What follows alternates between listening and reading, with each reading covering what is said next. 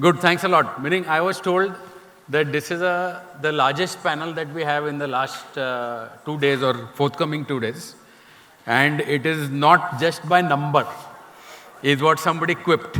Okay, so I don't know what that means, but each one of you now feel the pressure, which means it's by stature. You know, there are 2 brands, there is a large agency, there's a travel vertical, there's a broadcaster, there is everybody. There's a whole Paytm, meaning bank sitting, past bank sitting here. So let's have, nice little conversation. The topic is focusing on high-value customer. Everybody wants a high-value customer. For them, one of the gentlemen in this room told me high-value customer मतलब जो 250 रुपए देता है, 250. And then the other guy said, नहीं भाई, कम से कम 20,000 रुपए आने चाहिए, so 20,000. So that's the breadth sitting out here.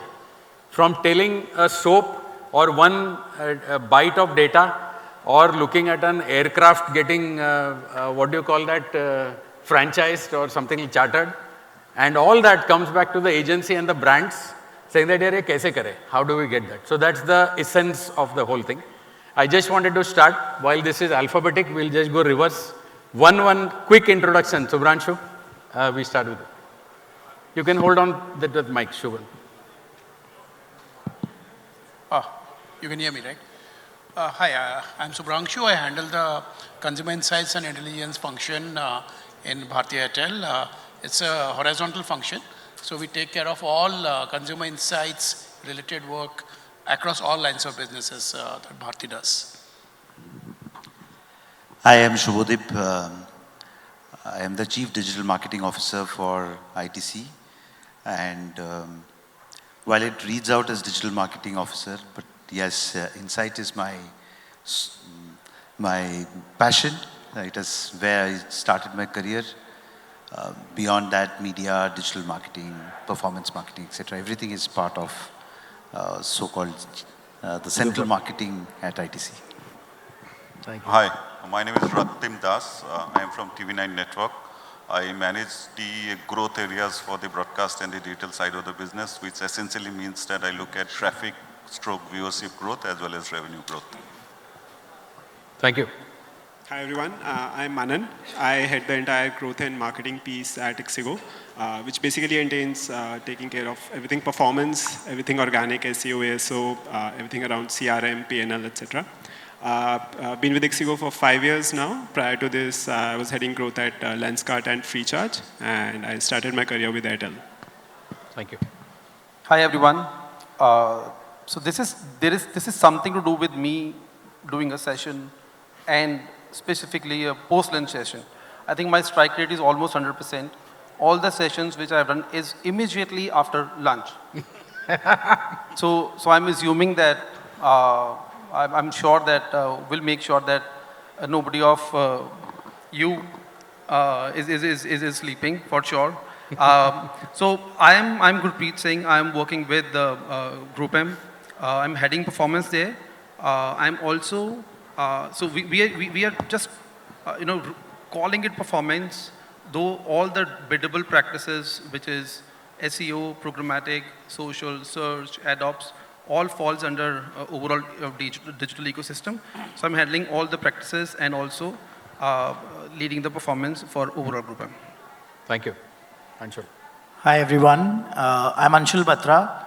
I lead marketing services at Paytm. This includes largely 3-4 things, which is to do with monetization of the app and the customer base that we have. The largest of them being advertising. Then we also do deals and we also do gift vouchers. So that is sort of the business that I lead. In my past role at Paytm, I've led offline payments in the enterprise segment. So I understand the payments ecosystem and how to marry that with advertising here as well. And before that, I've been a consultant all my life for about a decade. Management consulting. So now leading Paytm ads here. Thank you. So what you were advising earlier, now you have to do, right? Heavy lifting. Come to the execution. And he is Anshul Batra, A and B. So वो first 3 में ही होगा class में.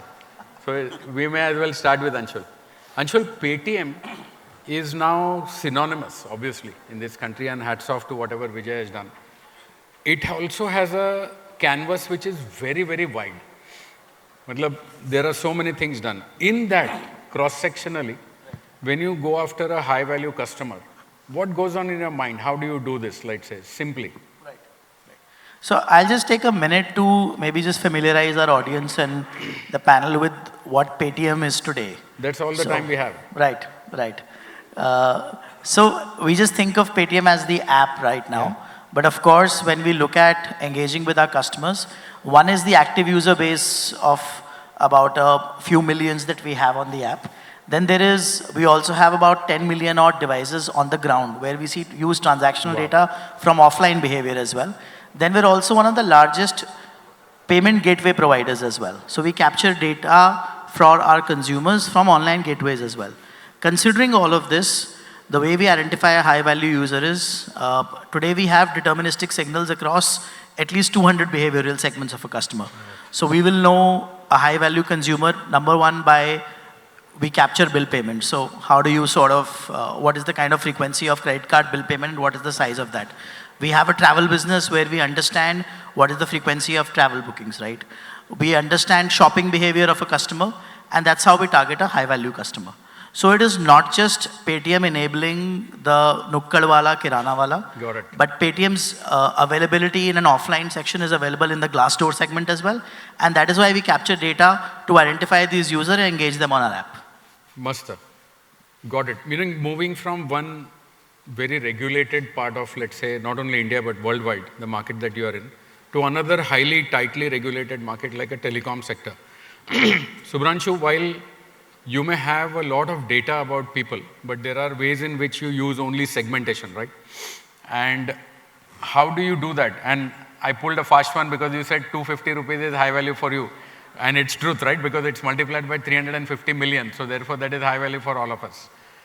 What is your perspective in trying to get into segmentation at that level, 1% of India? Yeah, it's 300 rupees now. 50 rupees badi hai. But can you hear me? Yeah. Having said that, I think the way we look at our whole, what we call own base is behavioral patterns, right? People spend money, they recharge, they pay rentals, etc. Basis the way they recharge, the way they use their data. Like, for example, let's say you have a 2 GB per day plan, and that 2 GB should ideally last till night 12 o'clock. But if it, let's say, runs out at afternoon 5 o'clock, then that is a particular kind of behavioral pattern. Plus somebody who uses it, stretches it completely till night 12 o'clock. That's another cohort, and so on and so forth. So we look at behavioral patterns, and obviously large chunks of folks are aggregated together. And studying that, what can we do to help them in their internet and data usage? I think that is the key focus right now. In fact, the folks who run out very early, let's say by 4 o'clock or 5 o'clock in the afternoon, what do they do till night 12 o'clock? Because internet is critical, my phone has to work. So that itself we do in-depth user understanding to figure out how do you cope, what is the coping behavior if this has happened. The two, I think, big pieces we have done recently is transition from individual to house, the home, right? And we hear this term connected homes a lot. So we now study the home as well and home internet along with individual internet. Plus, even in our GTM, we now look at omni-channel. So wherever a particular customer engages with us, be it on the app, be it on the mobile web, be it at our own retail stores, and so on and so forth. Like in Netflix and other places, the story carries on. We try to ensure that the story carries on smoothly and it is not repeated. If you have engaged on a particular thing, then all the omni-channel pieces should know what is it that you are engaging on. And that has made the whole thing very smooth. So this whole cohort-wise omni-channel and focus on homes is what I think is right now what we are really trying to mine. Wonderful. Meaning perfect segue into, let's say there is a enterprise like Airtel who has almost all data on digital, all meaning potential. To now juxtapose that with somebody like ITC, Shuvadip, which is a physical good, whether it's a Fiamma Devil soap or whether it's a Sunfish Dark Fantasy biscuit, your data sources potentially will be much more than online. It could be offline. And in that, how do you end up looking at high value customer? Is there a high value customer in a biscuit category? Is that defined by frequency of buying or is it value of buying? Is a biscuit at 300 rupees and also 30 rupees? ये dichotomy है क्या आपके इसमें? So digital and value, both. Manoj, if I take a few steps back, I think the underlying question is how do we start engaging with this consumer base so that we can do a meaningful business? I think the larger question lies there. Yeah. And I think all of us are trying to run behind this 2 crore Big to ball. 5 crore consumer base. हमको लगता है सारा problem वही solve कर देगा. So if you know, and I think there is enough and more material we have read, seen, this is a K-shaped economy, premiumization is happening all across. I think enough we have read about it. So how to and who to target? I think the problem or the challenge, the word is not problem, challenge is not in the inciting part of it or capturing this information part of it. It is, today I think consumers of this segment of India are in their seventh heaven. They've become the quote unquote the monster consumer. Truly. There is hyper fragmentation of this consumer base. If you see, we classify them as FIRE, that means they're financially independent and they're ready to take an early retirement, or they are Singh, or they are Dink, they're Dink wards with a dog, Dink with a dog, and so on and so forth. So there is a humongous quantum of segments or small segments that you are being able to create. Correct. Parallel to that is the universe of hyper segmentation of consumer needs. Okay, and there are small consumer needs which are evolving all around. So you have maximalism, you have minimalism parallelly happening. You are having conscious consumers, you are having restless consumers. You're looking at protein, you're looking at gut health, you're looking at women health, you're looking at Asian, Pan-Asian cuisine moving beyond Korean. So you have large quantum of hyper-segmented consumer needs. Correct. So you have both parallelly, and you have to figure out mechanisms to harness those information and segment them using first-party data. We don't have as much as they have, but they're far lesser than them. But it's just not the first party, it's also beyond, right? Correct. The challenge is, however, that these consumers are they're highly non-loyal. They're constantly experimenting. In so the categories that you operate, they tend to be non-loyal. That's correct. So as a brand owner, as a manufacturer, your challenge is to now start building brand love for each of these small segments. Gone are the era where, we would launch something and we'll say this is a big idea.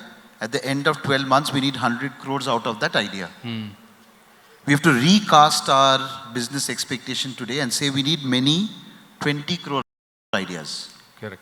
Okay, and I'm taking a parallel here. Even Rama Vijayapurkar has written in a book saying that, same momentum, mass into acceleration. So we have many small masses, but we need rapid acceleration. Now, if you come to this rapid acceleration, the same consumer base is blocking advertisement. They don't have any attention span. So brand building is becoming very, very expensive. Correct. Right? So the cost of doing business, we have Paytm in the room, and we have Airtel in the room, and we have Guru, performance marketing guru from GroupM. So, brand love may not be really built on a quick com platform. So you probably need to build the brand love beyond so that you get better ROAS on the platform, right? So this constant recruiting and re-recruiting of this high fidelity consumer increases the business, the cost of doing business. Correct. Right, so that becomes a challenge in this space. And hence, I think larger organizations now need to move away from the erstwhile way of working, saying we need large manufacturing units, we need large warehouses, to nano manufacturing units, to highly agile supply chain, because we have to now cater to 1,000 dark stores in a singular city. Yeah. Right? So different supply chain system altogether. Right? The moats that we had created over years, even organizations like ITC, now need to rethink, are they moats really anymore? Right? So this so-called high-value consumer, if you have to reap meaningful business out of them, it's just not about capturing data, segmenting them. It's a re-look at your entire business model Pura from here philosophy, onwards. truly. Right? So I'm just saying that, that's how, even teams, a pura biscuit dekhte ho, you have a biscuit marketing team, but let's say you want to do freshly baked cookies. So you need sub-teams within team who breathe and live only that part of the business. Correct. It cannot be one more activity. That acceleration of M into A will never happen if these are also not happening parallel. Ekdam sahi. So I like And this is just meaning, with no pun intended, I left out the luxury segment of hotels of ITC. मैं तो एक और छेड़ा है. Yeah, But so it I is, think I it's can a perfect imagine storm. the brand that has spanned across all this, and we'll come to GroupM at some point in time to take that view as well. I'm just going to finish the brand side first and then come to broadcasting and the agency, as you cut across everything. You just told us, Manan, that the Kumbh, somebody I heard asked you a question, that Kumbh mein tumhara turnover upar chala gaya kya? Is that, mass consumer, 40 million people are expected to take a dip in the next 40 days or something like that, versus is there a golden glove consumer? Like if you go to Varanasi, those are tents that you can hire for 2 lakh rupees a night. And those obviously are, let's call them high value customers in some form, let's say. How do you straddle this whole kind of, segments across in ixigo? Kumbh, we have seen a tremendous response across the board, right? Whether it's flights, hotels, buses or trains.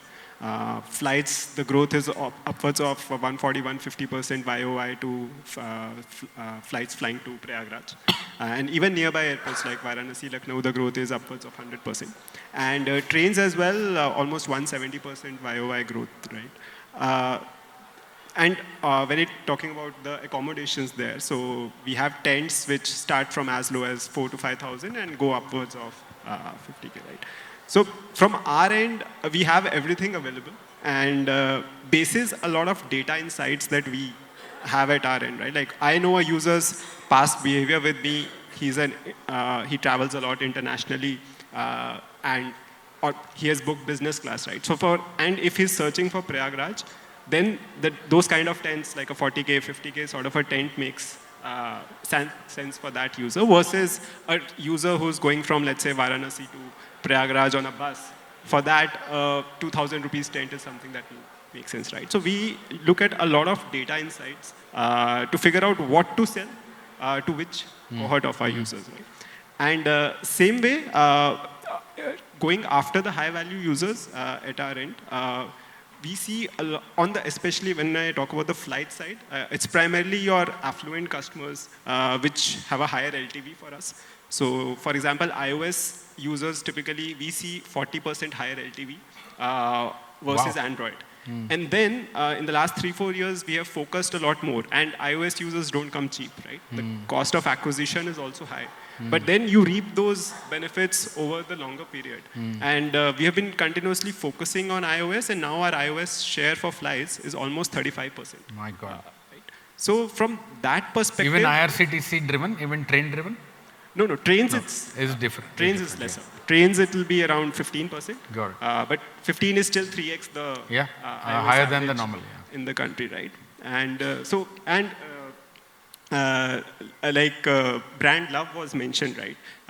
Because discounts is something that that can't be the differentiating factor when it comes to flights. Like everyone out there will offer discounts, and there might be a new player which comes who will give you maybe 2x more discounts. What we at our end focus a lot more are on key features and USPs that actually make the customers come back onto our platform. So a couple of things, like we have this functionality which no other OTA in the country has, is a smart web check-in.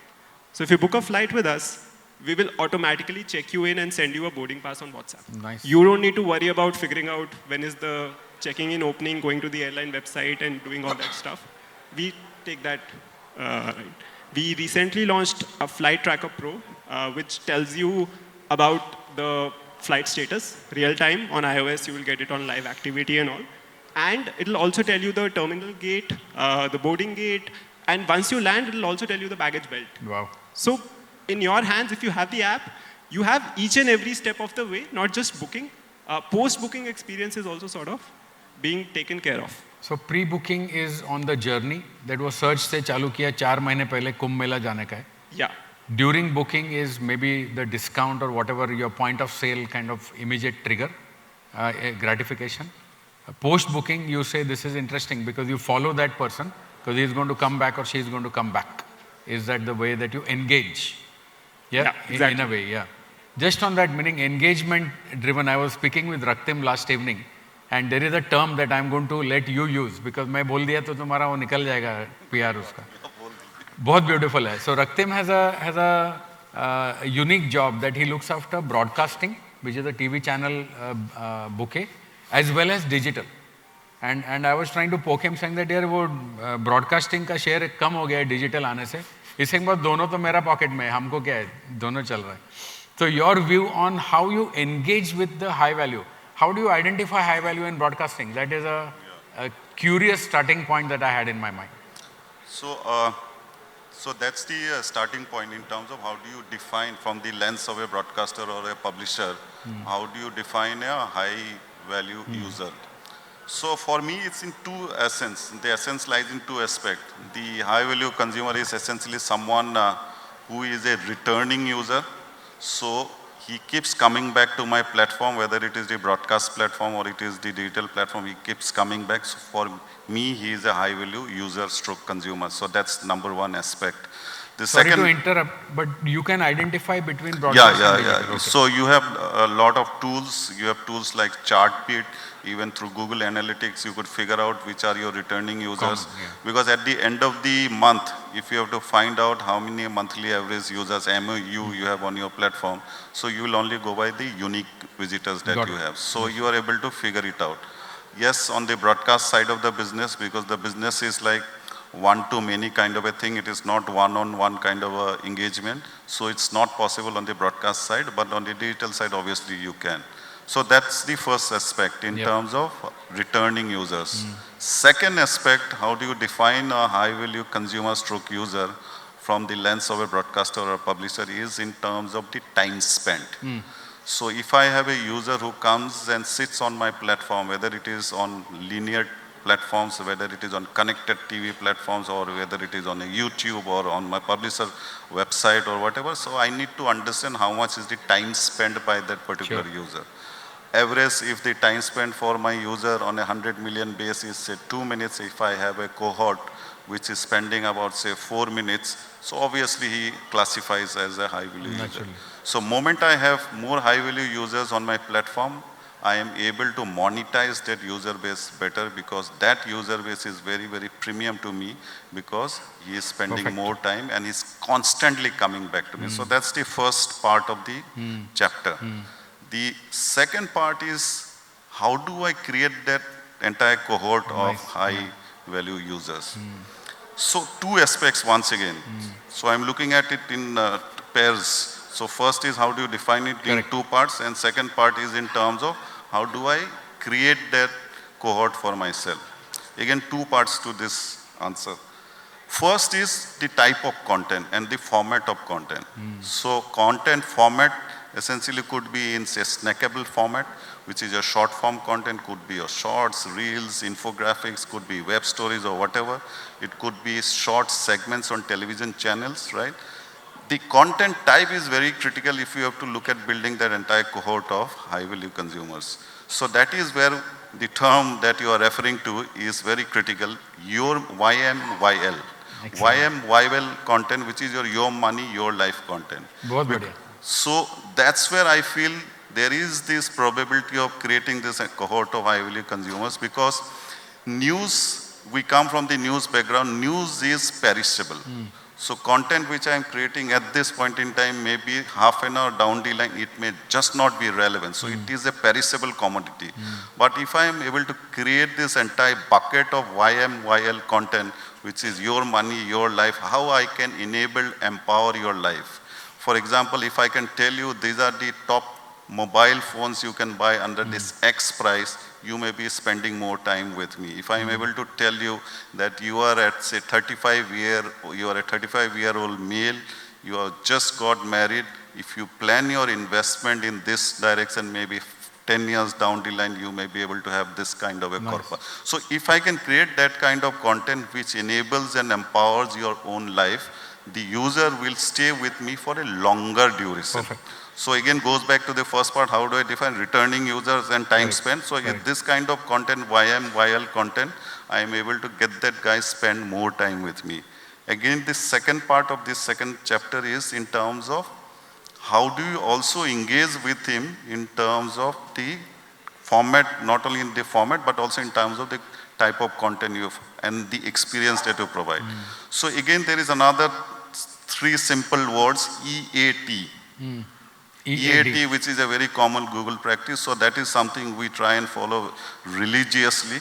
Am I able to provide expertise, authority, and trust to the content that I am providing to the consumer? If I am able to provide that, he will keep returning. Master.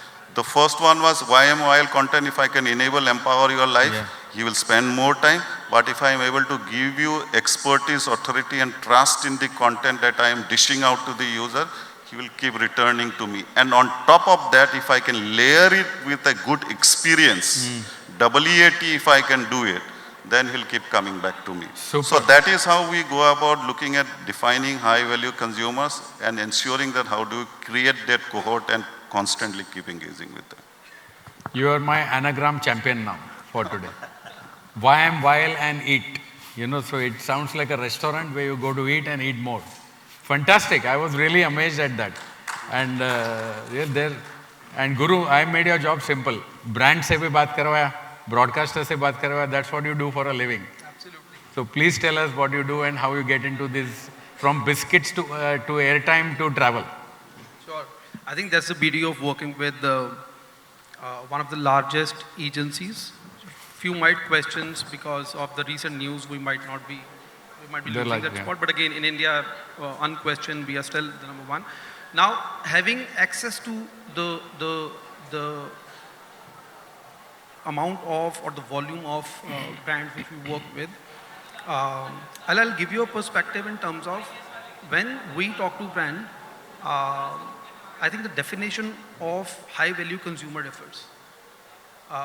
For a luxurious brand, it might not be only a sale. It turns to a brand advocacy. So that becomes their high value consumer. For example, who work with LVMH. Now for them, sales is not the only thing which they look at because of the pricing of the product. But again, the brand advocacy is something which they go for. Now, for few of the brands, as Raktim also mentioned, in terms of, is it volume? A person doing 4 transactions or 25 transactions a year and yielding 50,000 revenue, vis-a-vis 10 transactions, generating a 2 lakh of revenue. Correct. So I think that definition is something which differs from brand to brand. Also, it depends upon the at which maturity curve the brand is sitting. For startups, for example, when quick commerce started, it was not about it was more about doing the first transactions to make people more habitual to do more transaction. But if one of the e-commerce or quick commerce has launched a specific product where now they are turning the repeat user into a high value user in terms of getting more, increasing the order size. So I think this is something which we do with the brands. And see, it's a no-brainer. High value consumer, working with them. I mean, most of the work is being done by the brands and come to us. यार ये मेरा first party data है, इसको हमें इतना करना है. I think the job of ours being an expert is something to go back and question that was absolutely, it's an important, a cohort to advertise, but don't overkill it. So we have very clear do's and don'ts of specifically high value consumers. For example, don't over communicate. मतलब frequency capping? Absolutely, Okay. absolutely. Don't over communicate. Also, focus more on, it's very difficult, especially in India, when I talk to a client, I say, यार sales नहीं, इसके ऊपर experience पे ध्यान दो. Correct. It's very difficult for us to win that trust of we being a partner, to win the trust from the brand कि यार इस पे sale नहीं, sale हम कहीं और से निकाल देंगे. But this cohort of 2-3% by default will generate sales for us. बराबर. But experience is something which we really need to But it's a take care fine of. line, right? And that's where I'm sure you're walking that almost every day with all brands on performance versus brand. And Absolutely. I was happy to note that while your title is performance marketing, I mean performance advertising head, but you also look at brand. So somewhere, some of us slightly older people have got that mix, saying that यार brand नहीं देखता है, मतलब ये A/B testing सिर्फ करता है, let's say. So just to No, it's all digital. yeah, so that's nice to know. Well, that's meaning you see the cross section out here, people here, is that it's not going to be easy to define whether it is based on time spent, whether it is based on sale value, whether it's based on frequency, or what Shuvadip is saying is that there are so many smaller ones. It's like Rama Bijapurkar's latest book on the Lilliputian India. There are so many small segments that you can do. So there is a lot of things possible. Lots of people doing lots of things over here, right from services se leke products. And that's what we wanted to bring about. Anybody has a free to comment, meaning I want to say it's like Sandra Bullock in Miss Congeniality couldn't end her thing without saying and world peace. That and world peace today is what? I'll give this phone if you answer it correct. Okay, no, it's AI. So if I start asking AI, they'll be here till dinner. And it's going to be similar, right? I'm sure you guys are using AI or plan to use AI, but I think it's pretty much there in the room to kill. Summary, right from identifying the customer, knowing his or her time spent, let's say engagement, to making an offer which is not going to piss them off, like, too much of exposure, to identifying and having the agility of going to small segments, remaining within regulatory boundaries, with a tough field like yours, and going on is the life of these 6 people. Meaning I'm happy not being a brand, neither being an agency. Anyone has any questions for the group? More than happy to take. Is that fine? Or you have any? Is there a microphone somewhere?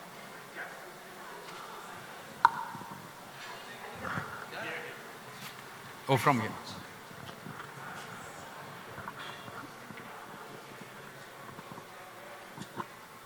Thank you for the great session. Good afternoon. My name is Arvind. I represent a company called Embedded into Traffic Measurement. My question is to the panel on the side of understanding areas around privacy. Now, you do all collect a lot of data at your end, right? And for enhancing or making use of data, you probably have to use partners or you have to use third parties involved. What's the challenge that a brand today is facing? And I'm sure all of you are running unique businesses and you have your unique set of values and how you define customers. But is there a common challenge today around privacy that you think the industry is bracing towards, which needs to be addressed from a standpoint of collection of data to a standpoint of how the data is getting interpreted versus how you kind of deploy your marketing activities around it? Cool. Anyone? You want somebody show them? Yeah. I'll go for it, but you guys please contribute back. See, I don't think this, there is a challenge. I think you as a consumer or as an individual, right? You'll always find that somebody else is encroaching into your private space unless and until you want that to happen. And that I was talking about people going for ad blocking. I don't know what percentage of this room has already gone for ad blocking, right? Either we have gone behind premium paywalls or we have changed our settings, etc. Why have we done all that, right? So that's on one side. The other side is, are we, and all of us, collecting data, information about people for, of course, for growing our own businesses efficiently, but is it also to understand you guys better so that we can cater to your need better, so that I can understand those hyper-fragmented need states, and craft offers. Now, if you allow us to do it, which we should do in a legitimate form, which is what the DPDP is round the corner, it's out there. Is it draconian? Is it protecting our rights, our space? I think it's a combination of all. So I don't think it's a challenge. It's how you design your entire business and your work around it. I think that's the key. Fair. I think that's a fair response. Having said that, if you were an Accenture guy asking that question from there, how would you react to that answer, Mr. Accenture? Right. No, I think on the side of what our panelists mentioned here, as long as I think there's no personal encroachment. Correct. And there's not intrusive behavior in terms of usage of data. Obviously with DPDP coming in, all that anyway stops. But I think it's very important for organizations to be responsible about using data in terms of the right cohorting. Yes, of course, if data is not used to target and cohort, then the advertising or the monetization that is done to you will be useless to you as well and useless to us as well. Yeah. Right? So which is why I think usage of data responsibly and in a non-intrusive way, I think that's very important. Cool. That's the way. We have 4 seconds left, so one more question.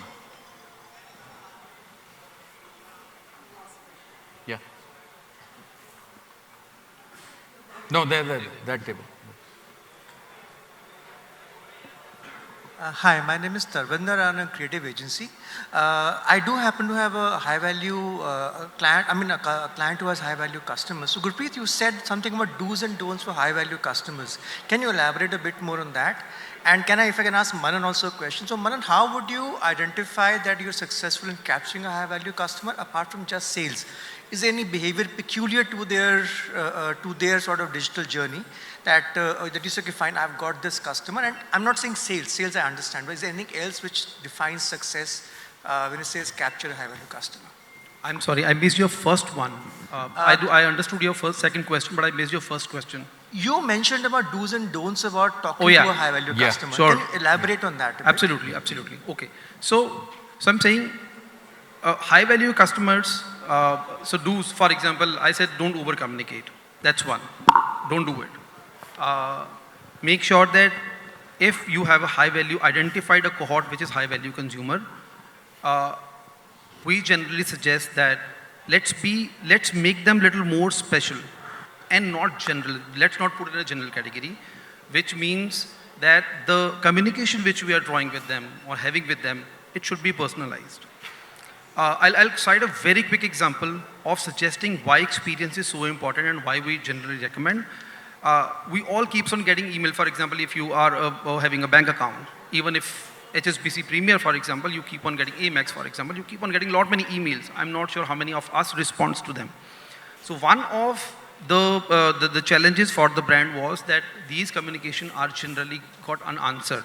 So that is also one, that's a part second of it, that what are the other attributes of suggesting or defining it's a high value consumer.